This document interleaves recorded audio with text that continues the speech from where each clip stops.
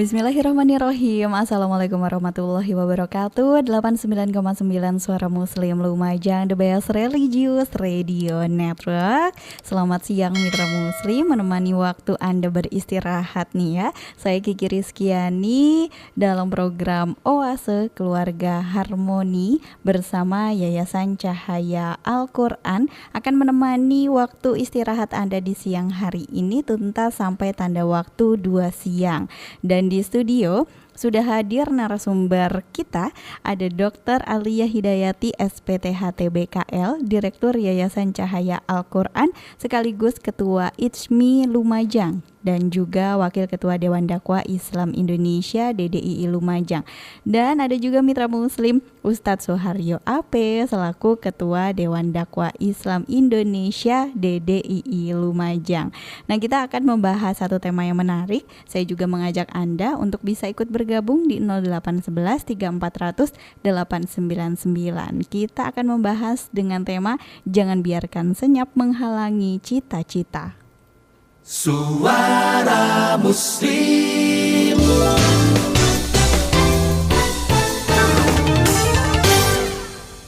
Ya Mitra Muslim, sering banget gitu ya kita lupa bahwa suara ini adalah jembatan menuju ilmu dan rungu adalah jalan menuju cita-cita. Hari ini kita akan membahas tentang tema yang tadi sudah saya sebutkan, jangan biarkan senyap menghalangi cita-cita. Dan kita juga akan ngobrol, diskusi juga gimana sih menjaga kesehatan pendengaran, bukan sekedar urusan medis gitu ya, tapi ini urusan masa depan generasi kita Mitra Muslim. Langsung saya sapa kedua narasumber yang sudah hadir di studio Suara Muslim Lumajang. Assalamualaikum. Waalaikumsalam warahmatullahi wabarakatuh. Bagaimana kabar Bu Dokter dan juga Ustadz Soeharyo ini masih awal-awal puasa Ramadan maksudnya? Ya, alhamdulillah Bu Dokter. Rezeki ketemu Ramadan kembali. Oh iya benar. Doa kita dikabulkan. Iya, karena kita berdoanya sudah dari setelah kehilangan Ramadan ya, ditinggal Ramadan ya. Terus kita berdoanya kan pengennya dapat Ramadan lagi gitu, bertemu lagi dengan Ramadan. Masih puasa sehat ya narasumber saya? Insya Allah. Insya Allah, meskipun kegiatannya jenengan ini wow padat sekali. Nggak terima hari Ahad aja. Libur, nggak ada libur ya Bu Dokter ya? Ustadz Haryo itu. Oh iya, biasa padat kan Ustadz Haryo. Oh iya benar-benar padat banget, apalagi Ramadan ya Ustadz ya. Jarang masak. Jarang masak. Oh banyak undangan soalnya ya Ustadz ya.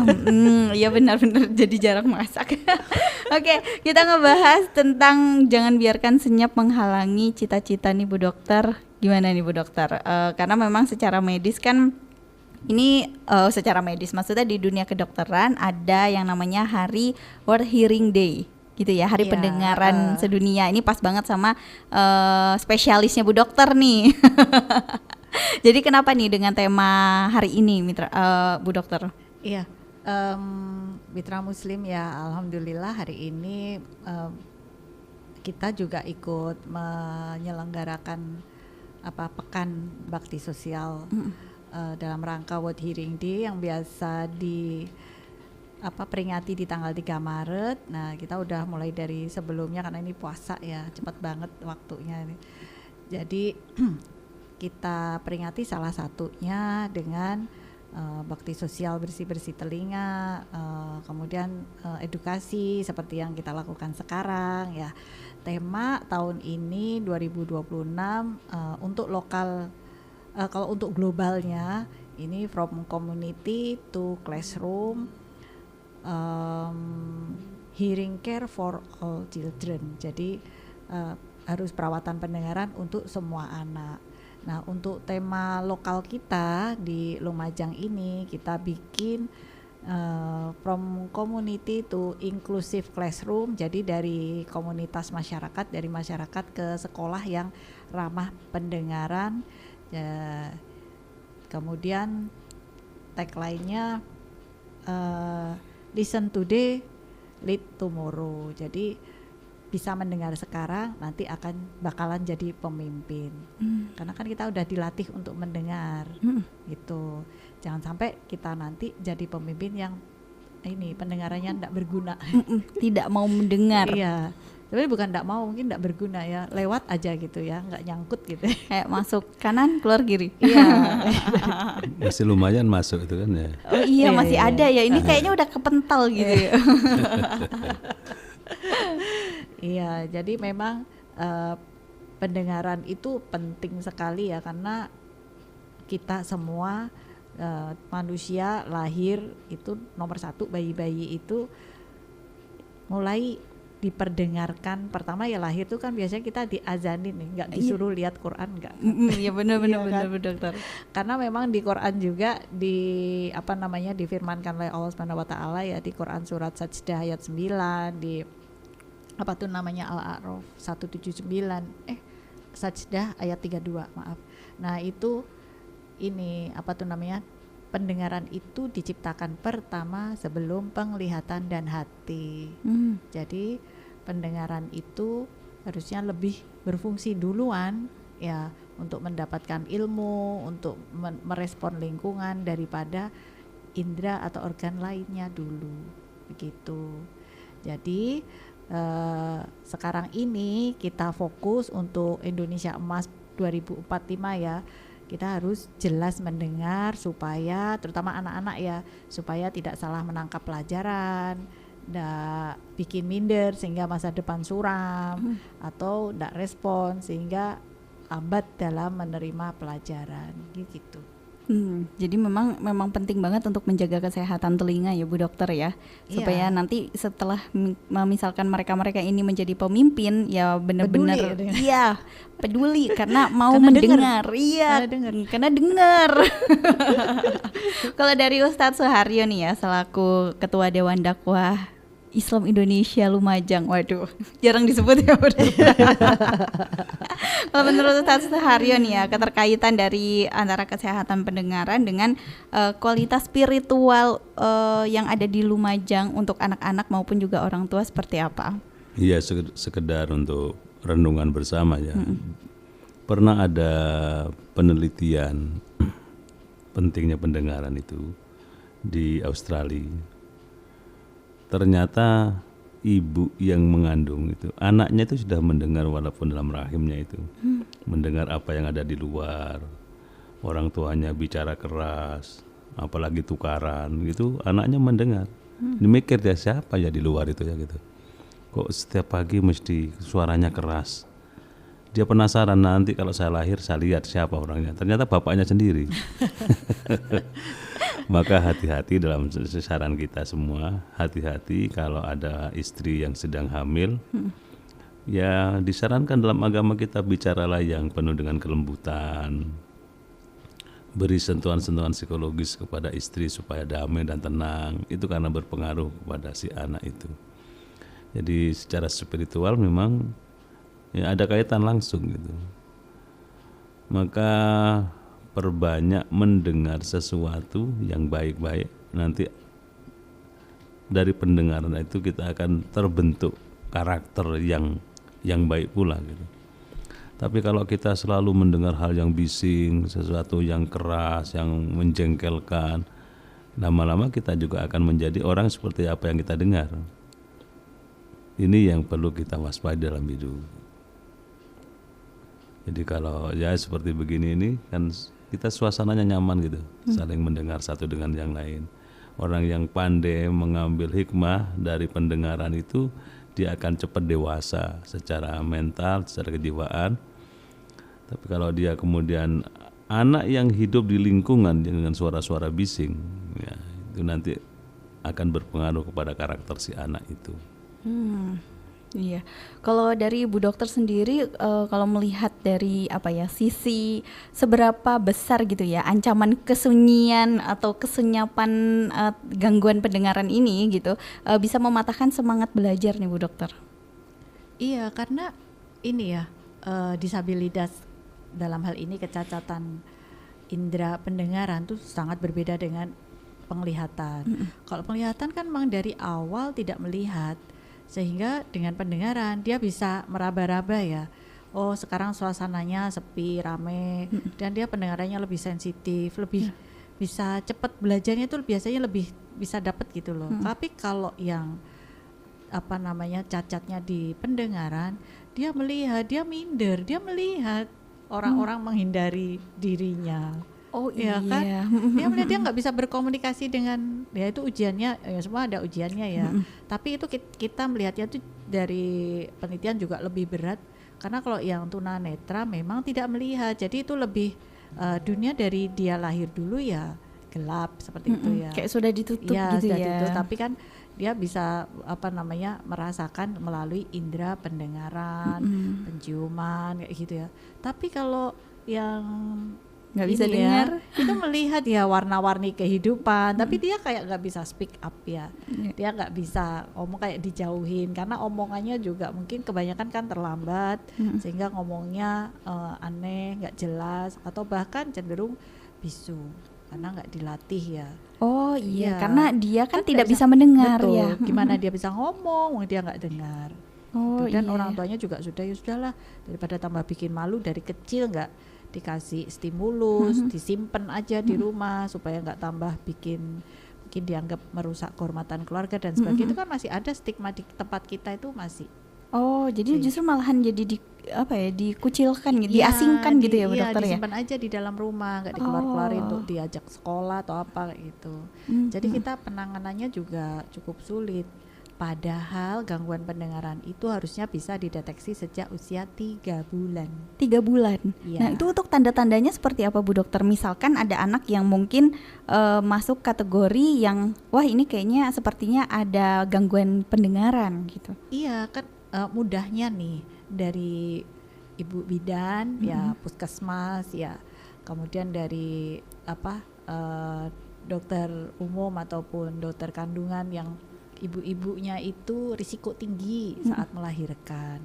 Ya kita memang harus kerjasama sih, nggak mungkin kita menjalani sendiri ya dengan mereka semua untuk peduli menjelaskan pada ibu hamil yang kemudian melahirkan, oh ibu ini anaknya berisiko ya, mungkin dia waktu lahir nggak lancar ya, macet lah, atau lahirnya lama ya, kemudian agak biru atau kuning atau gitu kan, anak-anak yang nggak normal tuh. Nah itu harusnya segera untuk dilakukan tes pendengaran untuk screening gitu loh. Ini pendengarannya masih ada Masih atau sudah aman. mulai bermasalah. Nah itu segera supaya kita bisa melakukan intervensi. Intervensi sejak dini itu sangat efektif, memberi peluang kehidupan yang berkualitas lebih baik. Berarti harus memang tahu gitu ya tanda-tandanya seperti apa si anak, mungkin kalau ada suara bising dianya tidak respon, mungkin seperti itu ya Bu Dokter. Ya misal kalau dia bayi atau anak-anak bawah 2 tahun, dia mau ada suara petir, mau ada orang rumahnya yang marah banting-banting barang, banting pintu, dia anteng aja, orang rumahnya wah ini bayi yang baik ya. Bayi yang anteng biasanya kayak Iya, gitu. kan? Anak yang baik ya, nggak rewel ya. Iya. Pas masih bayi. Iya, atau yang masih belum bisa bicara lengkap ya. Oh ini, nah itu kan berarti sebenarnya tanda-tanda ya. Iya. Jadi kita memang yang punya bayi ini justru kalau misalkan anak sekali ada benda jatuh langsung respon, langsung kaget, itu justru nggak apa-apa ya Bu Dokter ya, justru Iya, aman ya. Iya, kan ya wajarnya ya, harusnya ya. Lah kalau dia udah petir kayak gitu sampai itu dia tetap ini, nah ini kan kita waduh jangan-jangan nih ya. Nah buktikan aja, jangan cuma dipikirin jangan-jangan ya. Iya benar. Jangan. Biasanya tuh kayak punya ini, apalagi kalau yang tinggal mungkin sama kakek neneknya gitu. Oh itu kalau dulu nggak apa-apa mungkin gitu ya. Seperti itu nggak sih Ustaz Suharyo? Ya kebetulan cucu saya semua pendengarannya normal gitu. Alhamdulillah. Ya, alhamdulillah. Sehingga saya tidak bisa bersikap yang selebihnya dari itu. Yang jelas kan begini, kalau orang itu ada gangguan penglihatan, itu dia biasanya itu punya kelebihan apa istilahnya dari hasil mendengar itu. Saya misalnya ada teman yang tunanetra, dia mulai dari kecil ya. Kalau saya ke rumahnya, dia kebetulan banyak temannya. Kalau saya ke rumahnya, begitu nyampe di halaman rumah, jagrak sepeda, itu sudah tahu kalau itu yang datang saya. Gitu. Oh. Padahal tunanetra. Hasil dari pendengaran, sampean kok hafal lah aku. Sepeda yang dari suara sepeda itu sudah hafal, coba bisa dibayangkan. Jadi pendengaran itu seperti itu. Tapi kalau ada orang yang tidak bisa mendengar, hanya bisa melihat, biasanya Allah berikan kelebihan suaranya enak. Oh. Ya, jadi ya tunanetra itu biasanya kalau suruh nyanyi bagus-bagus kan Bagus, rata-rata. iya bagus, kayak iya. kemarin Putri Aryani yang sempat mengharumkan nama Indonesia. Iya, iya antara lain begitu. Jadi Allah itu maha adil ya terhadap hambanya. Kalau ada di antara mereka itu yang ditakdirkan misalnya pendengarannya mengalami gangguan, ya nanti ada kelebihan yang lain yang dia punya. Bahkan kalau soal kaitannya dengan mata dalam hadis kursi Allah nyatakan andaikan ada di antara hambaku yang kedua matanya tidak bisa melihat dan dia tidak mengeluh, maka tidak ada balasan yang lebih tepat baginya kecuali surga. Ya itu bagi untuk motivasi ya. Jadi kalau kita punya kelemahan yang itu merupakan bawaan dari lahir misalnya, ada sisi-sisi positif yang itu merupakan himbauan atau hiburan dari Allah. Maka kalau kita sekarang yang penting bagaimana kita mengantisipasi, jadi deteksi dini katanya Bu Dokter tadi kan. Iya. Umur 2 bulan. 3 bulan ya. 3 bulan ya, sudah kelihatan ya Bu Dokter ya. Iya. Sebenarnya Pak Atim itu lebih pas sebenarnya sebagai narasumber kita ya, karena cucunya juga pernah ngalami seperti itu. Oh iya. Ian itu ya. Iya, tanda-tandanya itu dipanggil nggak ngereken gitu, nggak ngerespon. Ada suara keras diam aja. Akhirnya ada kecurigaan.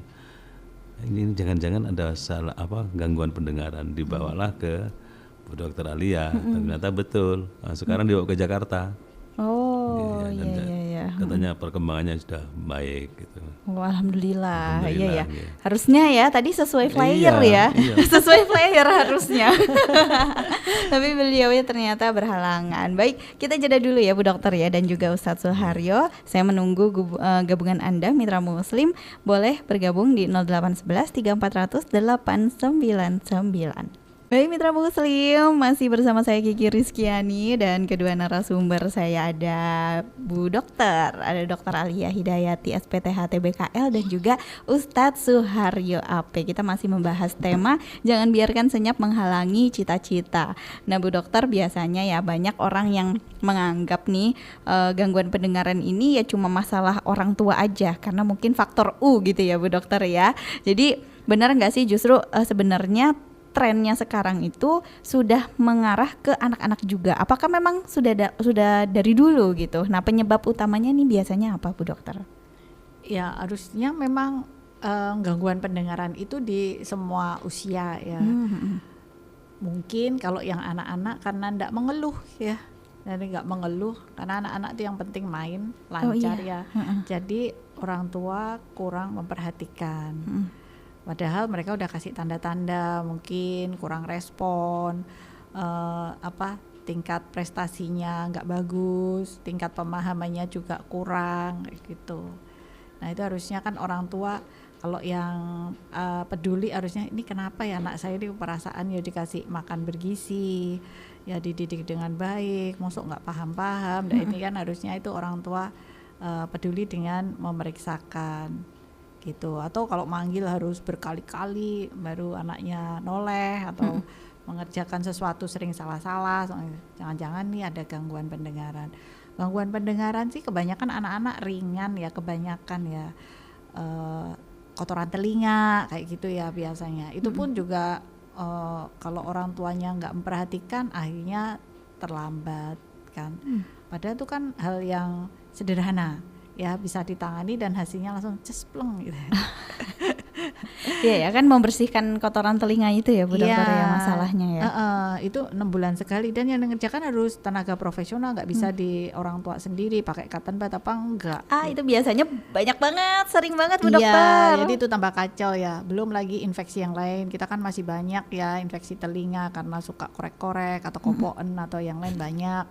Ya, kemudian juga memang bawaan lahir gitu. Jadi belum lagi yang lain seperti tumor itu kecil ya. Ada cuma ada tapi kecil. Ya, kecil. Presentasinya kecil. Nah, itu semua harusnya tidak menghambat untuk mendapatkan pendengaran yang sehat dengan cara ya bersyukur dikasih pendengaran yang ini harus diopeni gitu, maksudnya dirawat gitu. Jadi kalau ada gangguan ya orang tuanya, kalau masih anak-anak ya orang tuanya yang peduli. Kalau dari diri kita sendiri ya jangan diapa-apain nih telinga nih, jangan dianiaya gitu Mbak Kiki. Oh ya, karena penggunaan yang Ibu sempat katakan juga itu memang sering banget digunakan, apalagi sekarang banyak banget alat-alat untuk membersihkan telinga itu yang udah ada senternya itu loh Bu. Iya, 10.000-an katanya ya, di online ya banyak. Iya banyak. Jadi kan maksudnya kita kedengeran ya Bu ya. Maksudnya kelihatan. Nah, itu katanya lebih efektif itu daripada cotton bud gitu promosinya. Padahal sebenarnya itu juga nggak boleh ya Bu ya. Jadinya banyak yang THT nanti ya. Jadi tambah banyak pasiennya Ibu ya. Selain itu kan rame penggunaan TWS, AirPod ya, headset ya. Oh iya, anak-anak sekarang juga udah yang nge-game gitu ya Bu Dokter ya. Nggak cuma game, run juga make. Kalau iya kan olahraga sambil dengerin musik kayak gitu. Bener-bener. Sebenarnya oke, asal paham aturannya. Jadi penggunaan TWS, kemudian Bluetooth, AirPod dan sebagainya itu jangan sampai ketiduran, bahaya itu. Kan banyak yang gitu kan. Bener-bener. Nah, itu menghantam sel saraf rambut dalam itu jadinya bisa tuli dan tidak bisa diperbaiki karena kena hantaman suara bising dari musik kayak biasanya anak-anak itu ya. Dan volumenya nggak boleh lewat dari 60, ya pemakaian nggak boleh lewat dari 60 menit. Oh, kalau udah sampai ketiduran mah bisa berjam-jam ya Bu ya. Iya, akhirnya nanti ada bunyi-bunyi nging lah, ada kayak gitu. Jadi pendengarannya nggak balance lah gitu. Gitu. Jatuhnya nanti ya sulit diobati atau bahkan biaya ya. Akhirnya dibiarkan. Oh iya, jadi malahan tambah parah ya Bu Dokter ya. Berat ya, kayak kita kalau kurang bisa jelas melihat harusnya pakai kacamata dibiarkan. Akhirnya cek lagi nambah lagi. Iya benar-benar. Dan pengecekan tuh memang harusnya 6 bulan sekali. Gak bisa kita udah dicek ternyata ada gangguan, mungkin pakai alat bantu dengar. Oh udah selamanya seumur hidup pakai, enggak, 6 bulan sekali cek apakah ada perubahan ukuran. Oh gitu. Iya itu dari sisi medisnya. Nah kalau dari Ustadz Suharyo nih ya, tentang penggunaan alat bantu dengar yang kadang kan bikin orang jadi minder, apalagi khususnya masih anak-anak nih. Mungkin kalau orang tua sudah menyadarkan bahwa oh iya ini faktor usia gitu ya. Tapi kalau misalkan anak-anak nih Ustadz, jadi cara mengedukasinya seperti apa supaya dianya lebih sabar atau teman-temannya bisa lebih menghargai untuk teman-temannya mungkin yang menggunakan alat bantu dengar ini. Ya, itu kan kepentingan yang bersangkutan ya. Jadi perlu diberikan pemahaman bahwa dengan alat itu yang bersangkutan nanti akan terbantu. Sementara bagi pihak lain itu ya diberikan pemahaman, jangan sampai ada orang yang sudah seperti itu masih dibully. Sehingga mentalnya jatuh. Tapi tanda-tanda bagi orang tua yang mengalami gangguan pendengaran itu ada 2 menurut saya yang paling kelihatan. Itu pertama, kalau kelima jarinya ditaruh di telinga. Apa gitu? Apa gitu. Untungnya di radio udah bisa dilihat ya. Loh, kita kan ada di YouTube. Di YouTube-nya Dokter Alia. Jadi selain kelima jarinya ditaruh di telinga, kemudian yang kedua juga kata gitu. Iya. Saya punya teman itu wartawan dulunya, wartawan wawancara bareng dengan saya gitu. Mesti tanya, "Opo jare?" Gitu. Hanya sih enggak ya, tapi opo jare ya diganti ya. Sama tuh. Saya kan repot itu. Opo jare. Jadi penjelasan orang itu enggak dengar ya. Iya. Tapi untungnya biasanya rekaman udah bawa rekaman kan ya? Iya, zaman dulu enggak umum gitu. Oh, iya. Hanya nyatet, setiap orang ngomong dicatat. Tapi kalau enggak dengar kan opo jare. Iya, jadi nanyanya ke temennya ya. Iya, temannya kan keganggu, wawancara terganggu oleh opo jare. Bener-bener jadi karena opo jare ya. Berarti memang harus menyadarkan diri sendiri gitu ya. Harus sadar gitu ya Ustadz ya. Jadi kalau misalkan sudah mulai gini, udah mulai jarinya ke kepala, ke kuping gitu. Terus dan opo jare itu berarti Bu Dokter bukan hal lagi ya. Opo jare gitu. Nah ini memang kalau untuk anak-anak ini kan biasanya memang minder ya Bu Dokter ya. Ada nggak kasusnya Bu Dokter, misalkan pasiennya Bu Dokter gitu yang ternyata ada anak kecil sudah menggunakan alat bantu dengar nih? Ada sih. Jadi biasanya kita memberikan edukasi ke orang tuanya, nanti minta untuk anak ini duduknya paling depan, jangan dipindah-pindah seperti itu. Mungkin dipindahnya hanya kanan kiri gitu ya, kanan kiri tengah gitu aja, jangan di depan belakang itu jangan. Kemudian juga guru bicaranya harus jelas, jangan cepet-cepet gitu. Nah usahakan untuk eye to eye contact ya, jadi supaya ngerti kan, lihat ini anak ini ketinggalan yang tak omongin apa enggak gitu kan, kelihatan kan dari sorot matanya. Kemudian juga memahamkan ke teman-temannya bahwa ya harus toleransi, saling mendukung, saling membantu, jangan dibully ya, karena belum tentu yang kurang pendengaran lebih buruk daripada yang lebih sehat pendengarannya, seperti itu. Nah itu jadi harus inclusive classroom ya, jadi sekolah yang ramah pendengaran. Oh iya, Gitu. jadi memang ada khusus kelasnya sendiri gitu ya Bu Oh Dokter? enggak, ya bareng sama anak-anak yang lain. Kalau dia pendengarannya cuma kurangnya nggak terlalu banyak ya, nggak perlu masuk SLB maksud saya. Cuman ya itu tadi, posisinya harus ada toleransi lah, ya supaya tetap bisa belajar bersama, tidak menghambat KBM. Oh iya, jadi sebenarnya guru pun juga harus tahu ya Bu tentang Iya, anak-anak masing-masing muridnya gitu. Iya. Anak ini mungkin butuhnya apa nih gitu, yang lebih ditekankan apa nih gitu ya Bu Dokter? Iya, jadi sekolah harus mendukung supaya jangan mudah mencap anak itu bodoh, males, kemudian menjalin kerjasama dengan puskesmas setempat untuk cek rutin tiap 6 bulan sekali, diingetin kalau puskesmasnya belum mampir gitu ya. Mungkin bisa kerjasama dengan lingkungan, RT, RW dan sebagainya. Oh Gitu. iya ya. Sambil ya tentunya yang utama mengingatkan ke orang tua si anak sendiri supaya peduli, kan anaknya bukan anak tetangga toh gitu. Iya. Kadang udah sekolahnya peduli gitu ya. Iya, Udah anaknya duduk di depan nih, Iya. terus gurunya udah mengucapkan dengan jelas gitu, dengan kencang istilahnya. Ternyata di rumah dibiarin main game. Iya lah, ya itu karena kan orang tuanya merasa itu baik-baik aja, karena kan game kan dilihat ya. Iya. Ya itu. Itu nggak apa-apa kok, ini susah wes itu. Ya sudahlah. Memang ada keluhan ya dari guru-guru SLB itu Iya. kepada orang tua di tengah masyarakat ini, ada yang bersikap malu kalau anaknya ketahuan dalam kondisi tidak normal, invalid, sehingga mereka tidak mau menyekolahkan supaya aibnya tidak terbuka gitu. Padahal justru akan membuat anak itu semakin terpuruk, mentalnya menjadi terkurung di rumah terus, nggak pernah ada pergaulan, interaksi, dan tidak tambah ilmu. Makanya disarankan yang kalau ada keluarga atau anak yang mengalami hal yang seperti itu, orang tua harus siap menghadapi risiko dengan cara mengeluarkan anaknya ke tempat-tempat pendidikan dan seterusnya. Sehingga banyak guru yang setiap hari memboncengi muridnya itu ke rumah-rumah dijemputi gitu. Karena orang tuanya tidak support. Ya, Kasihan sekali gitu iya, ya. Padahal sebenarnya kalau anaknya sekolah di SLB pun juga nggak apa-apa ya. nggak Ustaz, apa-apa, buktinya sekarang itu kan banyak yang sukses. Bahkan kalau ada lomba-lomba setingkat regional Jawa Timur gitu, ada yang lumayan juara juga. Karena itu akan menumbuhkan semangat bagi si anak. Oh ternyata saya dengan kekurangan bisa juara kan gitu. Ya, situ. Daripada hanya di rumah aja, disimpan di rumah maksudnya anaknya, nggak dibiarkan untuk bersosialisasi gitu. Tapi memang ada aja ya Bu Dokter ya, orang tua yang seperti itu akhirnya hanya berobat gitu, tapi nggak memasukkan anaknya mungkin ke sekolah khusus. Syukur kalau berobat, kebanyakan enggak. Oh Iya, kebanyakan iya enggak. iya. Jadi udah usia besar ya, udah di atas 6 tahun ya, 11, waduh.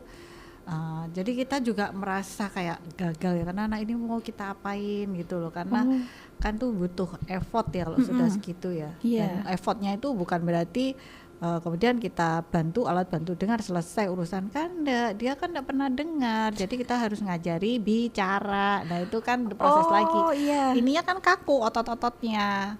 Nah, nanti ada latihan bicaranya AVT ya, auditory verbal training. Wah, itu harus benar-benar orang tuanya support. Kan waktu dengan ke rumah sakit kan ya berapa menit, sama orang tua kan berapa jam di rumah. Nah, itu harus orang tuanya ngajar. Banyak orang tua yang nggak paham dan berpikir bahwa oh ini nanti bakal bantu dengar selesai urusan, enggak begitu gitu loh. Ya itu salah Ferguson gitu ya. Iya, berarti memang kalau misalkan sudah, ya hitungannya terlambat ya Bu Dokter ya, kalau misalkan dari kecil mungkin sudah dirasa ada gangguan, tapi ternyata berobatnya setelah 6 tahun, 11 tahun gitu ya, itu berarti susah untuk diobatin. Harus banyak effort gitu loh. Iya. Dan biasanya kan pengennya instan, masa gini aja nggak bisa Bu Dokter gitu ya kadang. Iya, jelasin terus nanti mundur alon-alon banyak. Ujuk-ujuknya disuruh kontrol, nggak kontrol gitu. Iya. Resign itu namanya. Resign. Iya, dan itu memang harus peran orang tua ya Ustadz ya. Betul, ya. Jadi memang orang tua harus tahu, harus punya connecting sama anak ketika anak mungkin ada sesuatu yang tadi sudah disebutkan Bu Dokter penyebab tanda-tandanya. Nah, itu berarti kita harus tuning gitu ya. Satu frekuensi. Tidak boleh merasa hanya dirinya yang merasakan, karena Allah itu menciptakan seluruh hambanya sedunia ini kan banyak ya. Saya pernah ketemu dengan koordinator tunanetra se-Indonesia itu, dia seorang dosen, cerita bahwa jumlah tunanetra di Indonesia itu 4 jutaan, kan berarti tidak sendirian. Jadi banyak yang mengalami, sehingga kalau kita berinteraksi dengan masyarakat luas, tidak dikungkung di rumah, ya akhirnya dunianya akan bertambah luas, pemahamannya juga.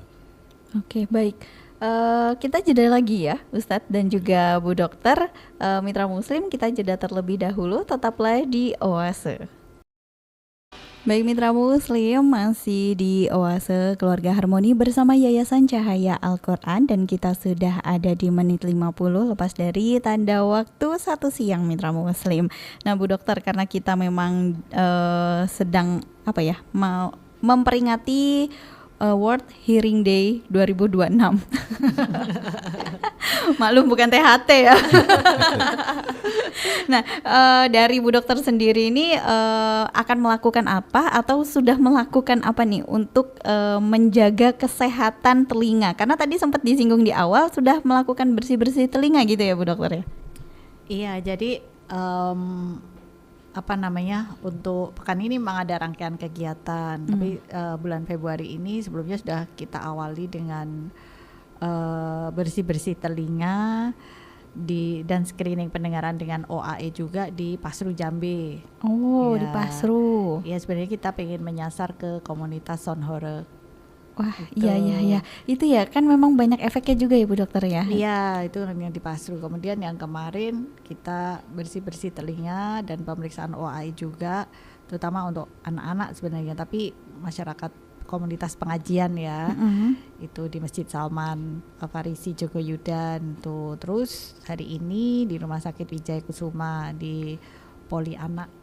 Oh, di Poli Anak. Iya, di Poli Anak, karena kita mengingatkan ya ibu-ibu semua, anak-anak ini kan aset ya, nggak cuma emas, perhiasan ya. Ini anak yang lebih berharga nih. Itu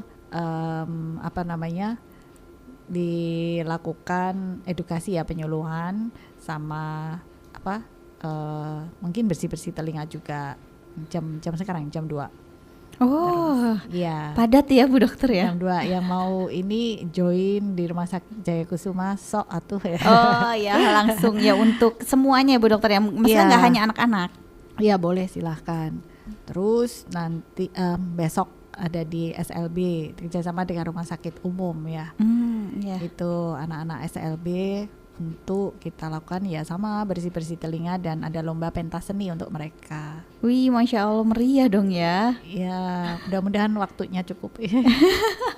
Nah, gimana nggak sibuk banget gitu ya? Ya, terus kemudian hari Jumatnya kita ada lanjutan pelatihan dokter kecil sahabat telinga dengan SD Cahaya Al-Quran dan Sekolah Quran Sain Cahaya Al-Quran. Oh, itu udah tahap lanjutan yang sebelumnya udah kita edukasi mereka soal telinga, gangguannya, penanganannya untuk mendeteksi dini secara yang mudahnya gitu. Masya Allah. Nah, besok kita lihat presentasi hari Jumat itu. Hari Sabtunya ada lagi di Rumah Sakit Wijaya. Oh, gitu. banyak banget ya? Ya, banyak yang nolongin. Ya. Ya enggak sih, kan ya poinnya di ibu. Dan kalau tadi dengan komunitas pengajian ini pastinya berhubungan berkolaborasi dengan Dewan Dakwah Ya, Islam betul. Indonesia ya Bu Iya. Dokter ya. Oh ya, gimana ini Ustadz nih setelah berkolaborasi, apalagi ini baksos ya Bu Dokter ya, Masya Allah. Iya. Ini bukan yang pertama kalau dengan Dewan Dakwah. Pernah dilakukan di Josolangun, di Desa Wotkale, Ya. pernah dilakukan juga di Tembursari, Tegalrejo, Wow. pernah dilakukan di belakang kejaksaan di kantor, dan kemarin. Nah, ini mungkin ke depan masih ada lagi. Saya berharap sebenarnya nanti ada bersih-bersih telinga para mubalek. Sehingga kalau ada tanya jawab agama itu jawabnya nggak melenceng gitu. Iya. Kan kalau ada gangguan pendengaran bisa saja melenceng kan. Benar. Minta cowek dikira cewek gitu ya kan, beda nanti ya. Padahal kan pengennya nyambel ya. Iya. Pengennya nyambel malahan dikasihnya yang lain gitu ya. Ya, jadi memang sering ya ternyata ya Sering Ustaz ya? dan respon dari masyarakat tuh mereka senang karena ya kan nggak membayangkan ternyata telinga yang kita miliki itu perlu dirawat dengan baik dan ada caranya gitu, tidak sembarang. Kan selama ini kita itu kalau telinga gatal ngambil bulunya ayam. Iya, Ya kan? iya, Kalau di iya. desa-desa itu bulu ayam paling enak itu sambil tiduran terus kiyer-kiyer gitu. Mungkin berharap nanti akan bertelur dan juga memiliki ayam lagi gitu kan, harga ayam lagi naik ya. Itu jangan-jangan jawaban dari seorang yang kurang pendengaran. Justru ini saya aman kemarin. Saya kan ikut BBT ya Bu ya. Aman karena meskipun tiap hari ini menggunakan headphone, tapi kan ada jamnya ya Bu Iya, Dokter ya, ada ada. waktunya ya 60. Nah, kalau ini kan nggak sampai 100 nih. Jadi aman Bu Dokter. Terus nggak sampai 60 menit juga. Kan kita lepas pasang lepas. Jadi ini sudah melakukan apa yang disarankan oleh Bu Dokter. Ah, bagus tuh, contoh yang bagus. Beri penghargaan aja kalau gitu. Ya soalnya kan kalau nganggur-nganggur yang ngapain juga pakai headphone kan gitu. Baik, jadi memang sudah dilakukan awalnya itu pasti screening dulu ya Bu Dokter ya. Iya, dilakukan screening dulu dengan dicek ada kotor apa enggak. Ya, Setelah kotor ya, dibersihkan gitu. Kalau memang kita lagi ada ada alat pendengaran yang kita bawa, kita lakukan tes pendengaran. Nah, kalau ada alat portable yang kita bawa, gitu ya. Gimana mau dites? Kalau ternyata telinganya penuh kotoran. Oh iya, jadi memang tahapannya tuh kan screening dulu, terus dibersihkan telinganya, terus baru dites gitu ya Bu Dokter ya. Oh, jadi ketahuan. Nah, Iya. dari sekian banyak yang pernah dilakukan oleh Ibu dan juga berkolaborasi dengan DDI Lumajang nih ya, ada nggak menemukan mungkin yang ternyata memang ada masalah nih gitu. Selain kotoran atau? Iya, selain kotoran, maksudnya yang kayak lebih parah Ya, gitu ya loh. ada lah, pasti ada. Ada ya, tapi Iya. beliaunya maksudnya nggak ngeh gitu ya. Iya. Ya kemudian mesti kita berikan penjelasan untuk ditindaklanjuti ke rumah sakit, ke Poli THT begitu. Oh iya. Jadi bukan hanya sekedar kotoran telinga Iya, aja ada. gitu ya. Iya, cuman ya mudah-mudahan yang kita bilang begitu berangkat ya, kemudian ya esok harinya kita Ya itu tadi kadang Iya. suka kan nggak bisa maksain juga gitu. iya. Kadang suka nggak ini ya, maksudnya mungkin males atau Iya. mungkin jauh atau ya. Iya, dan kita memang barusan ya kan tanggal 22 kemarin kita bakti sosial, tanggal 21-nya kebetulan kami dilakukan TOT oleh perkumpulan THT Indonesia ya. Itu diminta oleh Kemkes ya untuk melakukan screening. Ya, batasnya 15 April. Bagaimana coba ini untuk anak sekolah? Ya kan, padahal kan anak-anak kan banyak dekat lagi kan libur. Iya. Sampai libur hari Ramadan, raya. Lebaran. Iya, iya. Entahlah. PR banget ya Bu Dokter. Iya, ya. sampai Jadi ini yang menyasar ke ini dulu ya, ke SLB dulu ya untuk anak-anak sekolahnya. Ya, Terus sama anak-anak poli sekolah. anak. Iya. Ya di poli anak rumah sakit Iya, gitu. heeh. Oke, berarti emang harus ke sekolah-sekolah, Bu. Iya. Generasi Iya. emas kan masalahnya ya. Oh iya, generasi emas ya benar, Iya. Bu. Ya, tuh Ibu dokter sampai udah gini. Bingung ngatur jadwalnya ya, Ustadz ya. Iya. Ya, tapi kalau udah kolaborasi dengan DDII ya mungkin bisa lebih gampang lagi ya, Ustadz. Saya Ya? yang paling senang itu disebut-sebut nama anak saya di forum itu. Oh, Misalnya begini, kita ini perlu deteksi dini. Anak saya anak pertama itu Dini Zakia Darajat namanya. oh. Oh gitu ya ya. Makanya kemarin datang ya, Iya. soalnya kan sering disebut Iya. ya. Iya. Bener. Kak, nanti datang aja Kak gitu ya. Nanti pasti disebut nih. Iya. Itu guyonnya begitu. Iya. Kita juga menanggapinya guyon karena pendengaran saya tidak ada masalah. Iya. Senang saya kalau gitu. Baik, untuk closing statementnya dari Bu Dokter dan juga Ustadz Suharyo, monggo. Baik, jadi pendengaran tuh lebih jarang ditutup ya tanda kutip dibanding mata. Jadi orang bisa menutup mata, tapi telinga nggak bisa ditutup secara alami ya. Artinya pendengaran itu lebih aktif, lebih dominan dalam menerima informasi. Allah Subhanahu wa Ta'ala itu mendahulukan pendengaran sebelum penglihatan dan hati. Karena dari mendengarlah ilmu bisa masuk, wahyu turun kemudian diwartakan, dari ilmu dan wahyu itu lahir pemahaman, dari pemahaman itu lahirlah kepemimpinan. Maka jaga telingamu supaya prestasi melesat dan menjadi anak yang hebat. Masya Allah, dari Ustadz Suharyo. Ya kalau kita perhatikan semua yang mengaku beragama Islam pasti mengalami atau melaksanakan syariat wudhu ya. Wudhu itu salah satu diantaranya gerakannya itu mensucikan telinga. Itu artinya telinga kita itu harus kita jaga dari pendengaran-pendengaran yang tidak baik. Dan yang lebih penting adalah menjaga kesehatan telinganya. Karena kalau telinganya sehat, pasti dia akan bisa mendengar sesuatu yang baik juga. Gitu. Saya kira itu. Baik, terima kasih banyak Ustadz Suharyo dan juga Bu Dokter. Ini closing statement dari saya diwakilkan oleh Bapak Rohmat Jayadi ya, yang terlewat saya bacakan.